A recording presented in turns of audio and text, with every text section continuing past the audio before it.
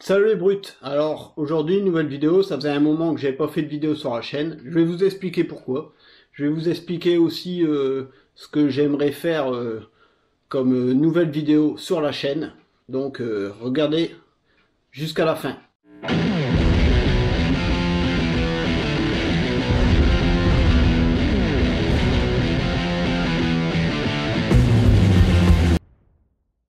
Donc depuis septembre en fait, mon club de boxe thaï, on a créé une section MMA. Pancras MMA. Donc c'est moi qui m'occupe du cours pour la partie technique et autres.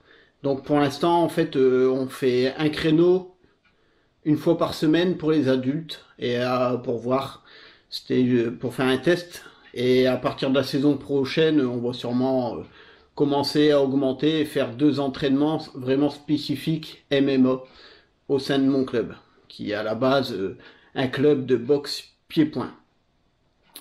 Donc moi déjà, le MMA c'est une longue histoire d'amour. Ça fait plusieurs années que je le pratiquais. Alors à l'époque, moi quand je pratiquais, c'était pas légal en France. Il n'y avait pas vraiment non plus de club de MMA. Et c'est pour ça que moi, ce que je faisais, alors je vous parle de ça, c'est il y a une quinzaine d'années facilement, hein. Donc moi en fait, je pratiquais la boxe thaï et la lutte. Comme ça, en regroupant les deux, on arrivait à faire du MMA. Je connaissais juste quelques soumissions, techniques de soumission, de jiu-jitsu, et ça faisait l'affaire. It's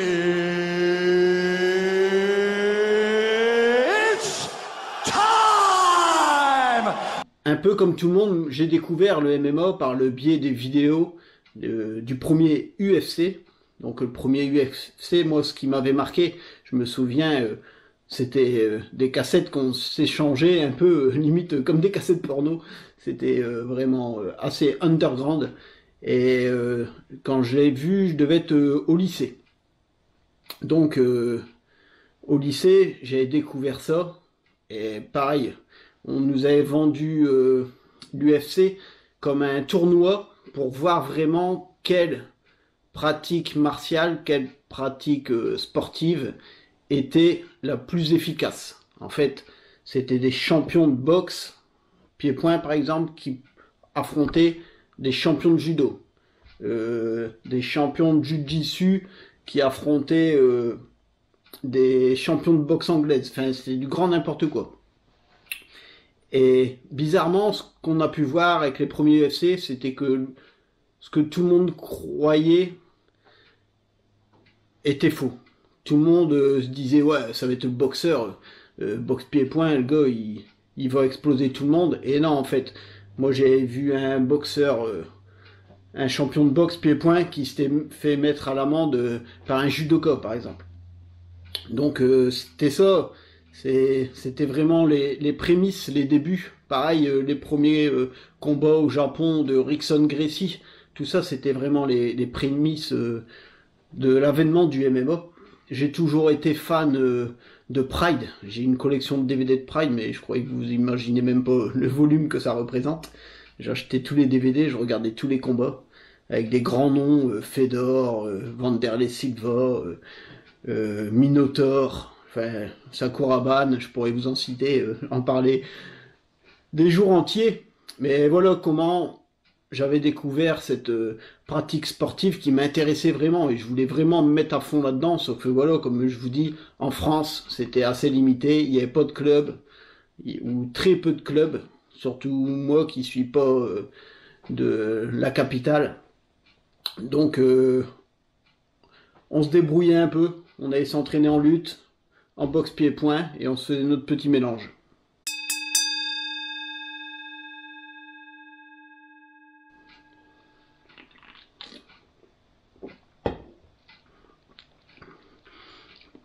Alors moi, pour vous parler de ma pratique de sport de combat, euh, tout gamin, je pratiquais le judo.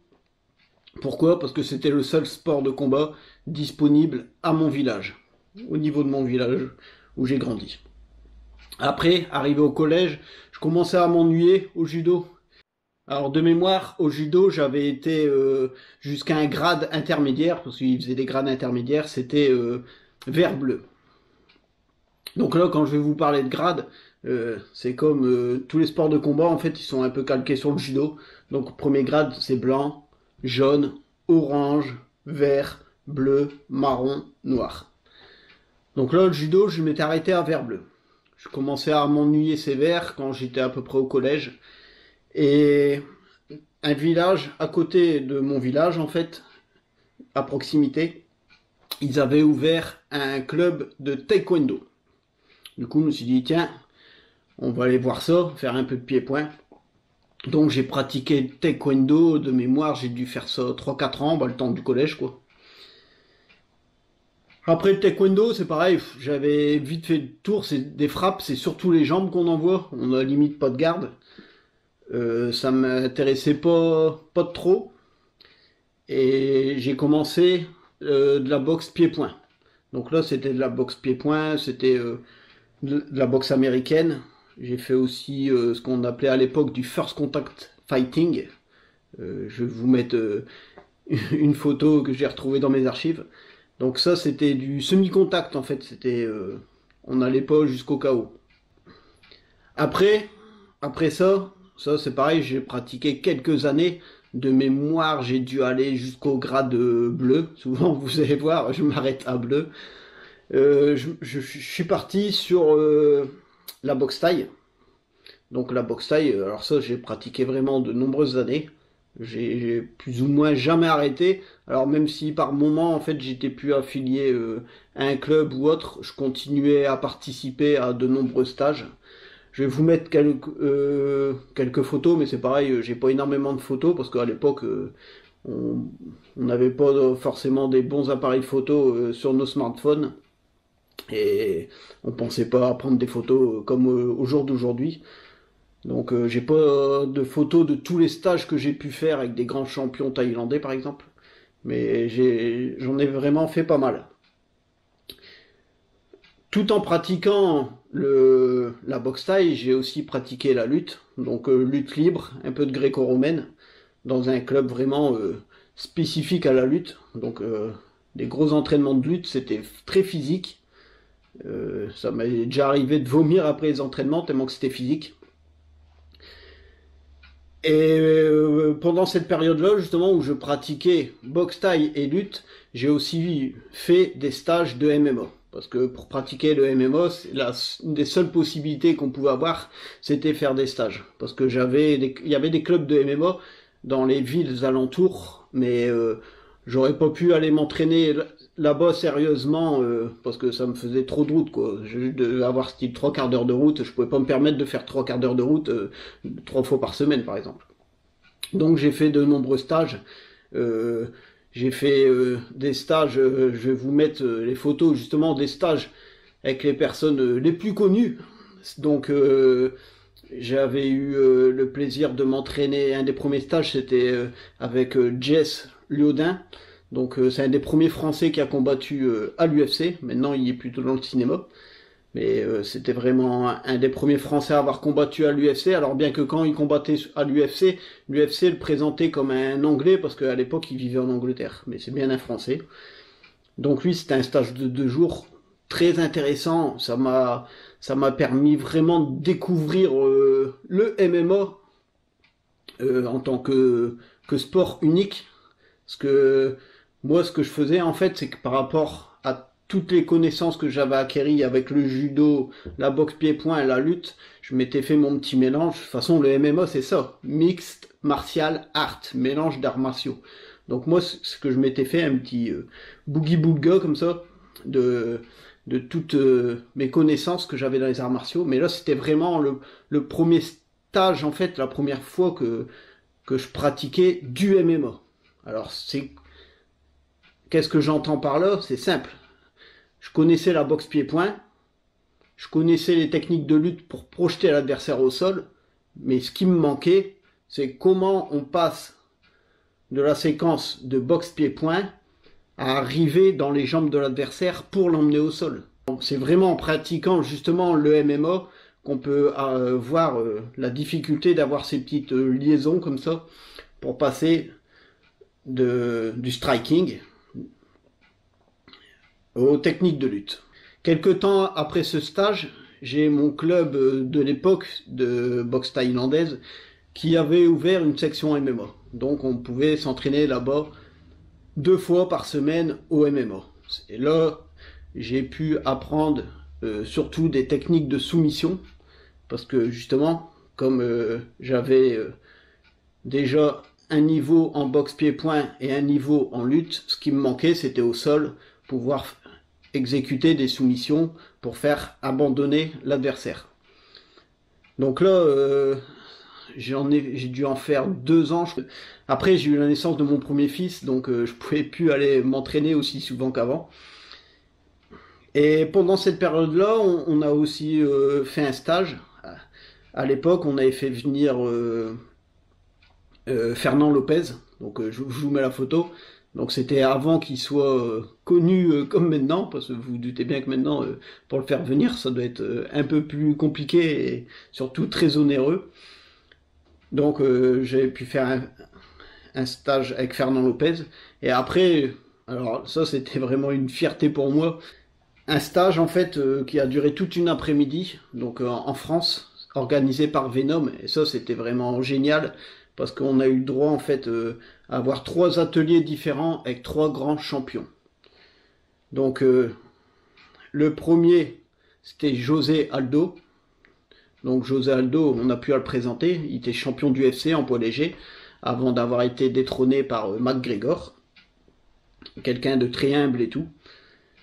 Après j'ai pu avoir aussi Shogun. Donc pareil, lui avait été champion du UFC. Alors au moment du stage, il était plus champion du UFC. Mais par contre, José Aldo, il était encore, pendant ce stage-là, c'était encore lui le champion du UFC poids léger. Donc Shogun, lui, il a été champion du UFC, il a aussi été champion de Pride. Et moi, surtout, c'était mon préféré du temps du Pride, c'est Vanderlei Silva, qui était champion du Pride, quelqu'un d'assez violent. Donc un stage, c'était vraiment... Enfin, pour un fan comme moi de MMA, de ces combattants-là, en plus, j'étais vraiment au paradis d'avoir fait ce stage. Après, je vous dis, niveau boxe thaï, j'ai eu de nombreux stages, même dernièrement, je fais régulièrement des stages.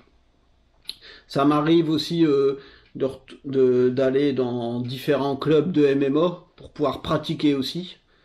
Mais sinon, à l'heure actuelle, ce que je fais, c'est vraiment...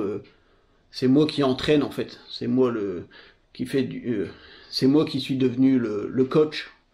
Donc c'est moi qui prépare les cours, qui montre les techniques. Alors je peux vous montrer par exemple, j'ai mon petit classeur. Ça demande quand même du travail, hein, l'air de rien. En fait, je prépare toutes mes séances à l'avance. Donc je me fais des petites feuilles comme ça, avec des techniques, quelques photos de techniques. À chaque fois, j'essaie de faire une partie un peu striking, mais assez courte, parce que mon club, comme c'est un club de boxe pied-point, ben, les adhérents, ils peuvent aller aux autres cours la semaine de boxe pied-point.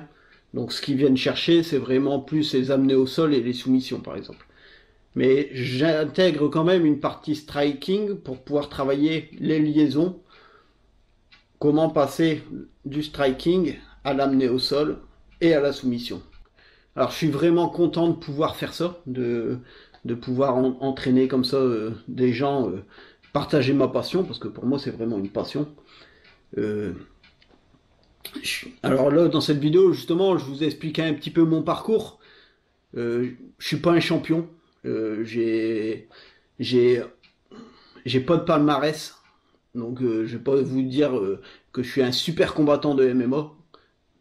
En boxe, c'est pareil, je fais 1m65, donc j'ai pas une allonge monstrueuse, et c'est pour ça que j'adore le MMA, parce que pour quelqu'un de petit comme moi, bah, ça permet de casser la distance, de venir au corps à corps, et pouvoir se défendre au corps à corps. En Muay Thai, c'est pareil, j'ai le grade, c'est le Prajes, donc Prajes, c'est les bandes qu'on met sur les bras, c'est l'équivalent de la ceinture. Donc j'ai Prajes bleu, je sais pas si je vais aller plus loin, je vous dis... en Muay Thai. J'adore, c'est une passion aussi le Muay Thai, c'est pour ça que je l'ai sur les mains. Mais moi, là, ce que je cherche vraiment, c'est à m'instruire pour pouvoir entraîner des personnes en MMA. Alors, en plus de mes connaissances personnelles que j'ai pu acquérir pendant mes années de pratique, parce que l'air de rien, depuis que je suis gosse, je pratique les sports de combat, et vraiment des sports de combat assez divers, ce qui fait la richesse du MMA, Mixed Martial Art. Je m'instruis aussi, bah, forcément, en regardant ce qui se fait à gauche à droite, par le biais de vidéos, aussi par le biais de la littérature, parce que vous savez, ceux qui me suivent pour ma chaîne de muscu, vous savez que j'ai toutes les méthodes de Lavier et autres en musculation. Donc je suis quelqu'un d'assez autodidacte. Si je vois une technique écrite sur papier avec quelques photos, j'arrive souvent à la reproduire efficacement. Donc bah c'est pareil, là je vais vous en montrer juste quelques-uns parce que j'en ai vraiment énormément. J'ai quelques livres de Jiu-Jitsu, des Gracie, des livres de MMA, là je vous en montre qu'un mais j'en ai 2-3 autres. Des livres de lutte, pareil j'en ai quelques-uns. J'ai aussi des livres sur la boxe pied-point. Et à chaque fois, ben, même si souvent dans ces livres on revient sur les bases, des bases que j'ai déjà, ben, j'arrive quand même à trouver quelques trucs, en fait, quelques informations qui m'intéressent et que j'arrive à appliquer au niveau de mes cours.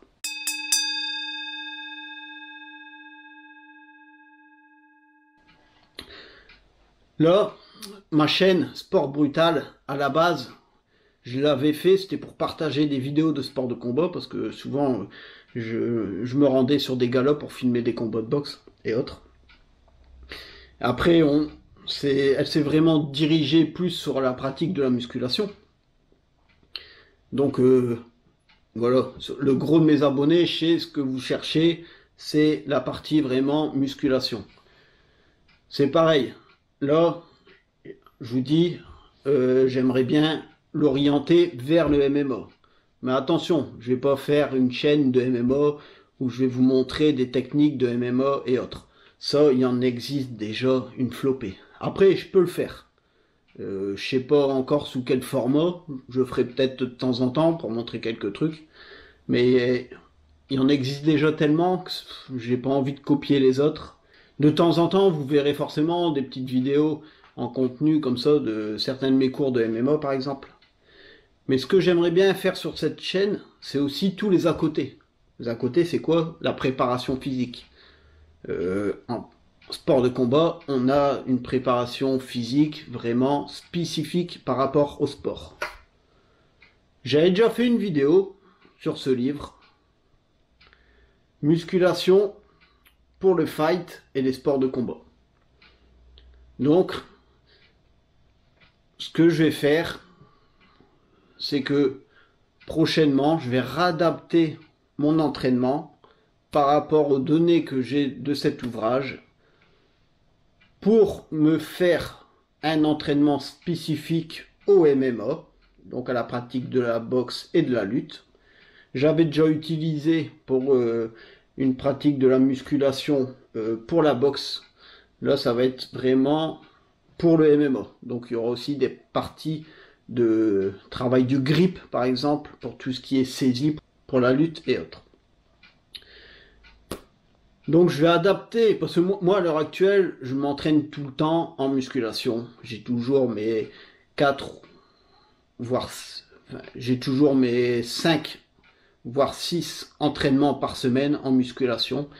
Et je travaillais plutôt en PPL pour l'hypertrophie. Tandis que là, justement, ce que j'aimerais bien apporter sur ma chaîne en contenu, ça serait une musculation spécifique pour les sports de combat. Alors, sans aucune prétention, hein, c'est pas pour me préparer moi à un futur combat. Là, je vais avoir, attendez que je compte, 44 ans.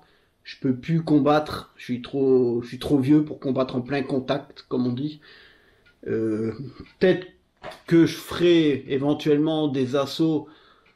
Des assauts, c'est qu'on n'a pas le droit de mettre la personne KO en pancrace ou faire du pancrace soumission. Donc ça c'est comme du grappling, c'est que de la soumission. Donc peut-être qu'en compétition je ferai ça. Là je peux pas vous dire.